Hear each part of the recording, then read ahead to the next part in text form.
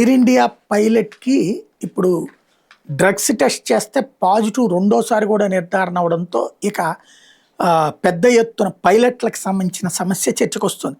Phuket Delhi Air India AI 237 విమానాన్ని నడిపించిన pilot in command ఆ సమయంలో మాదక ద్రవ్యాలు తీసుకున్నాడని రెండో నిర్ధారణ పరీక్షలో తేలినట్టు అధికార వర్గాలు మంగళవారం వెల్లడించాయి. ఆగస్టు 4వ తేదీన థాయిలాండ్లోని పుకెట్ నుంచి ఢిల్లీకి బయలుదేరిన ఎయిర్ ఇండియా విమానం హఠాత్తుగా కుదుపులకులోని 300 మీటర్ల ఎత్తును కోల్పోయిన సంగతి తెలిసిందే. గట్లో 20 మంది ప్రయాణికులు 4 సిబ్బంది గాయపడ్డారు. ఆ విమానంలో విధులు నిర్వర్తిస్తున్న 2 పైలట్లకు డ్రగ్స్ నిర్ధారణ పరీక్షలు నిర్వహించారు. ఒక పైలట్కి డ్రగ్స్ నెగిటివ్గా తేలింది. పైలట్ ఇన్ కమాండ్కి చేసిన ప్రాథమిక పరీక్షలో మరింత నిర్ధారణ అవసరం కావడంతో అతని నమూనాలను నిర్దేశిత ప్రయోగశాలకు పంపారు. ఈ నిర్ధారణ పరీక్షలో మరిజువానా గంజాయి ఆనవాళ్లు ఉన్నట్టు వెల్లడైంది. అంటే సదరు ప్రధాన పైలట్ గంజాయి సేవించి విమానాన్ని నడిపించినట్టు గుర్తించారు. విచారణ పూర్తయ్యే వరకు 2 పైలట్లు విమాన విధులకు సంబంధించిన జాబితా నుండి ఇప్పటికే తొలగించారు.